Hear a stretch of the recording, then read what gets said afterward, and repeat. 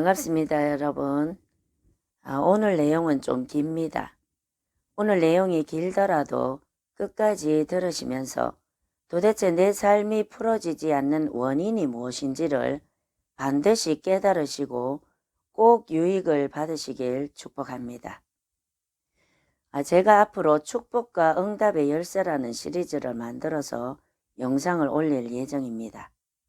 그 이유는 많은 성도님들이 자신이 복음을 안다고 하면서도 대화를 나눠보면 복음이 뭔지를 모르고 있거나 혹은 그리스도인임에도 불구하고 삶 속에서 복음의 능력이 실제로 역사하지 않는 분들이 너무나 많기 때문입니다.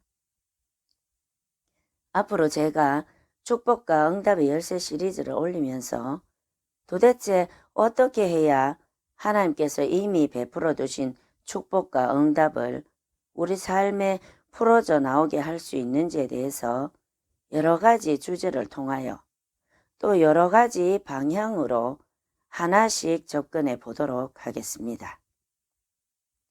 여러분, 어떻게 해야 우리 삶에 하나님의 축복과 응답을 가져오고 또 누릴 수가 있을까요? 그리고 왜 우리가 예수를 믿고 수십 년을 교회에 다녔는데도 불구하고 축복은커녕 늘 마귀한테 눌리고 쏟고 빼앗기고 도대체 왜 그런 걸까요? 그 이유는 여러 가지가 있지만 뭐니 해도 그 중에서 가장 근본적인 이유가 바로 복음이 뭔지를 모르기 때문입니다. 다시 말해서 복음에 대한 정확한 지식, 즉 하나님께서 우리를 어떻게 복되게 해주셨는지, 복음으로 인해서 우리의 영적인 위치가 어떻게 변했는지, 그리고 우리가 하나님께서 이미 베풀어 두시고 해결해 놓으신 그 축복들을 어떻게 우리 삶에 끌어올 수 있는지, 이런 것들을 알지 못하기 때문이라는 것입니다. 이런 것들을 모르기 때문에 마귀에게 맨날 도적질 당하고 빼앗기는 겁니다. 왜냐하면 마귀는 우리가 제대로 된 지식을 갖고 있지 못하면 바로 그 부분을 속이고 들어와서 역사하기 때문입니다. 반대로 이런 것들을 제대로 알아야 복음의 능력이 이론으로서만이 아니라 실제로 나의 것으로 내 삶에 역사할 수가 있는 것입니다. 우리 일상생활 속에서도 법을 훤히 알고 있는 사람에게는 법에 관련된 사기를 치기는 어렵겠지요. 그리고 어떤 전문 분야에 관해서 전문적인 지식을 가지고 있는 사람에게 그 분야에 대해서 속이기란 하늘의 별 따기일 것입니다.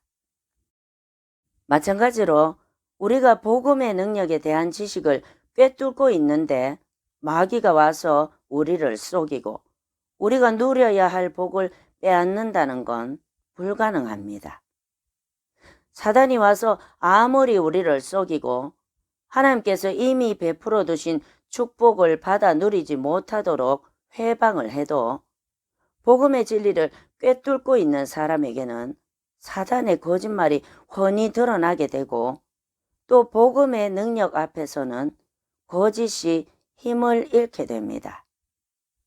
여러분, 거짓은 진리에 의해서 드러나게 되면 그 힘을 잃게 됩니다.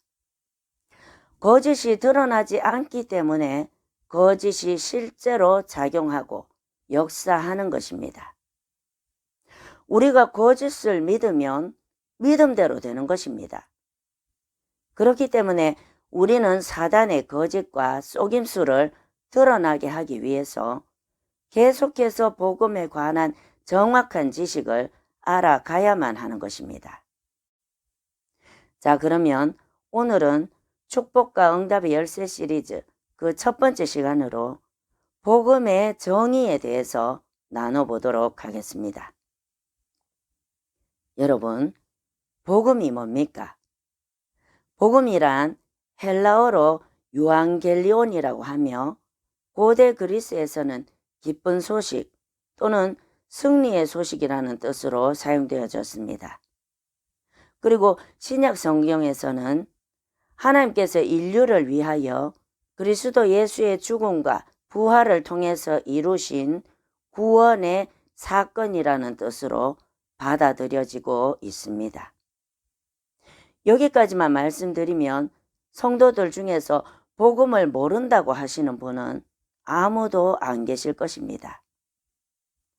그래서 우리는 성경과 신학을 근간으로 해서 복음의 정의를 더 구체적으로 살펴봐야 합니다. 복음이란 한마디로 하나님께서 그리스도 예수의 죽음과 부활을 통하여 타락하고 소망 없는 인간을 창조 시의 에덴 동산에서의 모습과 같은 모습으로 다시 회복시켜 놓으신 것. 다시 한번 말씀드립니다. 복음이란 하나님께서 그리스도 예수의 죽음과 부활을 통하여 타락하고 소망 없는 인간을 창조 시의 에덴 동산에서의 모습과 같은 모습으로 다시 회복시켜 놓으신 것. 이것이 바로 복음의 구체적인 정의입니다. 혹시라도 지금껏 복음의 구체적인 정의를 모르셨던 분들이라면 이것을 들으시고 복음의 구체적이고 정확한 정의와 내용들을 정리해 가시면 되겠습니다. 그러나 혹시라도 당연하지, 그게 복음인 줄 누가 모르나? 이런 생각이 드시는 분들 중에서 복음의 정의를 알기는 아는데 그럼에도 불구하고 삶에 실제로 복음의 능력이 나타나고 있지는 않다. 이런 분들이 계신다면 정말로 자신이 복음을 제대로 알고 있는지 진지하게 점검해 보시기를 권유드립니다. 왜냐하면 로마서 1장 16절에 보면 이 복음은 모든 믿는 자에게 구원을 주시는 하나님의 능력이 됨이라 라고 되어 있고, 또한 고린도전서 4장 20절에는 하나님의 나라는 말에 있지 아니하고 오직 능력, 즉 하나님의 파워에 있음이라 라고 되어 있기 때문입니다. 이 두 말씀을 한마디로 말하면 복음은 그저 말로 아는 지식이나 이론이 아니라 복음에는 반드시 하나님의 파워, 하나님의 능력, 하나님의 두나미스가 나타나게 되어 있다는 그런 말씀입니다. 이론이나 신학에서 배운 지식이 아닌 정말로 복음을 안다고 주장하는 사람이 되려면 그 사람 삶 속에서 복음의 능력이 실제로 역사하는지를 봐야 합니다. 삶에 역사하지 않는 지식은 이론에 그칠 뿐 아무런 하나님의 파워도 없는 것입니다. 복음의 진리, 복음의 지식을 모르면 모를수록 마귀가 속이기가 쉽고, 그리고 마귀에게 쏘가 있는 만큼 삶의 문제들이 안 풀어지는 건 당연한 것입니다. 그래서 우리는 복음을 정확하게 알아야 하는 것입니다. 자, 그러면 예수 그리스도를 통하여 창조 당시의 에덴에서의 인간의 모습으로 회복시켜 놓으신 것이 복음이라고 했는데, 그렇다면 에덴에서의 인간의 모습이 어떠했는지를 먼저 알아야 하겠죠. 그래야 내가 예수 그리스도를 통하여 어떻게 회복이 됐는지를 알 수가 있겠죠. 자, 그럼 창조시 에덴에서의 인간의 모습이 과연 어떠했는지 한번 알아보겠습니다. 먼저 창세기 1장 27절에 보면 하나님이 자기 형상, 곧 하나님의 형상대로 사람을 창조하시되 라고 말씀하십니다. 하나님이 인간을 창조하실 때 하나님의 형상대로 창조하셨습니다. 그런데 죄로 타락해서 다시 회복할 능력도 없고 소망도 없었던 인류를 위해 하나님께서 그리스도 예수를 보내셔서 완전히 회복시켜 버리셨다는 것입니다. 전적으로 부패하고 완전하게 무능했던 인간을 위해 하나님께서는 해결책이신 그리스도까지도 이미 준비를 해 두셨던 거죠. 복음을 정말로 깨닫게 되면 하나님의 사랑에 감사가 나오기 전에 그 사랑이 이해가 안 되어지는 게 정상적인 반응입니다. 자, 어쨌든 우리가 말로는 쉽게 하나님의 형상대로 창조하셨다. 하나님의 형상대로 창조하셨다. 이렇게 다들 말들을 하는데 그렇다면 도대체 하나님의 형상대로 창조되었다는 게 무슨 말일까요? 이것을 알아야 하나님의 형상대로 창조되었다가 죄로 인해서 타락했다가 다시 그리스도로 인해 하나님의 형상대로 회복한 그리스도인들이 과연 어떤 존재인가를 진정으로 알 수가 있는 것입니다. 첫째로 하나님 형상대로 지어졌다는 말의 의미는 시편 82편 6절에 근거해서 내가 말하기를 너희는 신들이며 다 지존자의 아들들이라 하였으나 라고 되어 있습니다. 하나님의 형상대로 지음을 받은 사람은 신이고 또한 지존자, 즉 하나님의 아들인 것입니다. 이 시편 82편 6절에 신, 즉 엘로힘이라는 원어를 두고 신이라는 단어는 고대의 재판관을 의미한다고 하는 그런 주장도 있기는 합니다. 그러나 요한복음 10장 35절에 보면 예수께서 친히 말씀하신 부분이 나오는데요. 바로 하나님의 말씀을 받은 사람들을 신이라 하셨거든 이라는 구절입니다. 여기서 신이라는 원어도 역시 같은 엘로힘이라는 단어입니다. 쉽게 말해서 신이라는 단어가 재판관을 의미하는 게 아니라 진짜 신을 의미한다는 그런 뜻입니다. 하나님의 말씀을 받은 사람들을 예수님께서는 진짜 신이라고 부르고 계신다는 것이죠.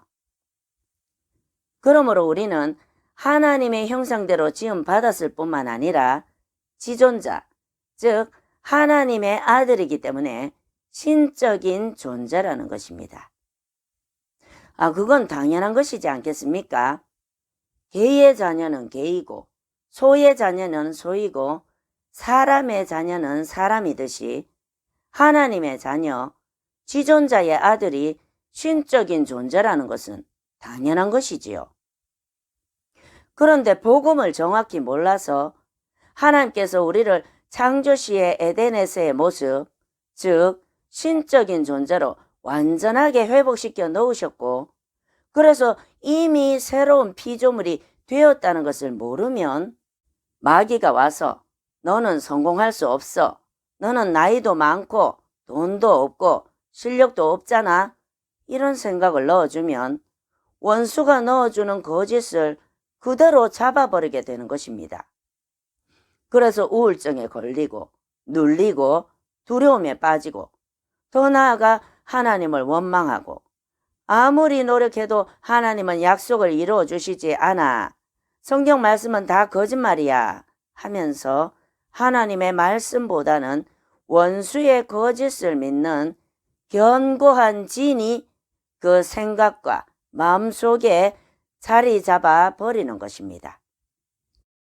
그리고 에덴에서의 풍성하고 충만한 상태로 회복시키신 것이 복음이라는 것을 모르면 이 땅에서 살아가는 동안에는 육신을 가지고 살아가기 때문에 원래 가난하고 병들고 문제가 많은 것은 당연한 것이다. 그러니까 소망은 저 천국에만 둬라. 이 땅에서는 육신을 가지고 살아가기 때문에 참아야 한다. 인내해라.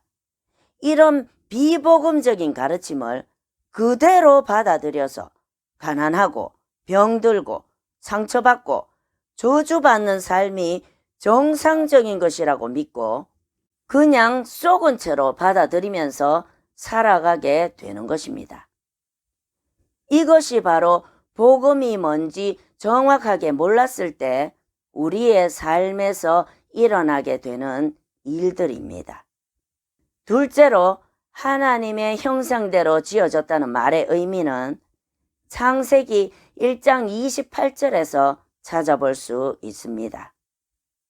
하나님이 그들에게 복을 주시며 하나님이 그들에게 이르시되 생육하고 번성하여 땅에 충만하라. 땅을 정복하라.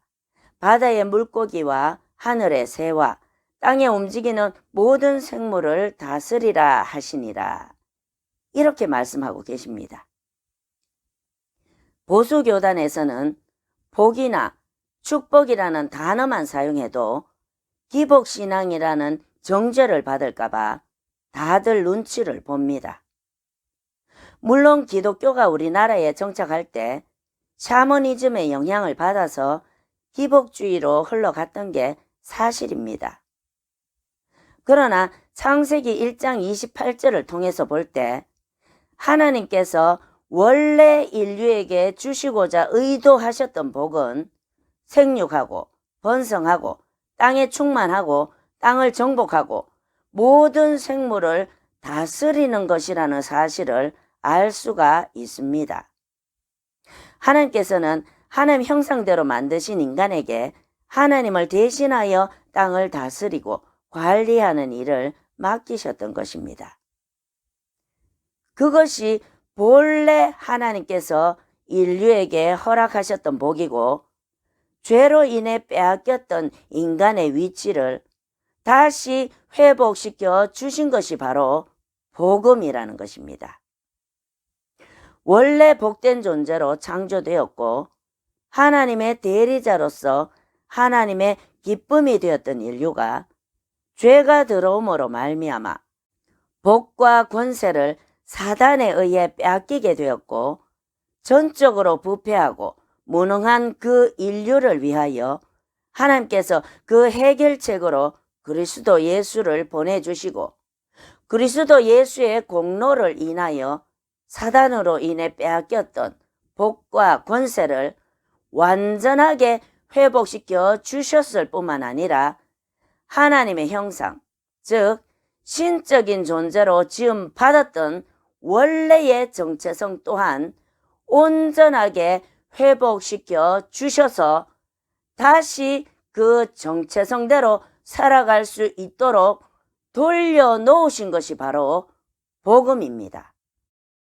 만약에 복음 안에 있는 그리스도인들 중에서 에덴에서의 아담처럼 충만하고 다스리고 정복하는 삶을 살지 못하고 늘 눌리고 우울하고 재정에 쪼들리고 인간관계에 상처받고 온갖 질병과 사고가 끊이지 않는, 다시 말하면 복음의 능력이 내 삶에 역사하지 않고 사단의 공격이 내 삶에 늘 역사한 채로 살아가고 있다면 정말로 자신이 복음의 지식을 제대로 알고 있는지부터 먼저 점검하는 시간을 갖는 것이 반드시 필요합니다.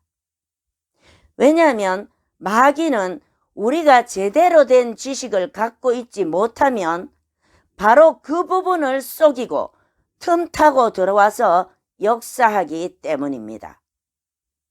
그리고 만약에 복음 안에 있는 그리스도인들이 정확한 복음의 지식을 분명하게 알고 있는데도 불구하고 복음의 능력이 자신의 삶에서 실제로 역사하고 있지 않다면 그것은 또 다른 원인에서 찾아야 합니다. 그 또 다른 원인들에 대해서도 앞으로 계속 영상을 올릴 예정입니다. 방대한 분량이라 한꺼번에 영상을 올리지 못하는 것에 대해서 양해를 부탁드립니다. 그리고 방대한 분량이기 때문에 영상 한두 편만 보시고 단편적으로 받아들이지 마시고 많은 영상들의 내용을 총괄적으로 받아들이시기를 권유드립니다. 성령의 은사와 더불어서 복음의 능력도 함께 여러분들 삶 속에 풀어져 나가기를 예수님 이름으로 축복합니다.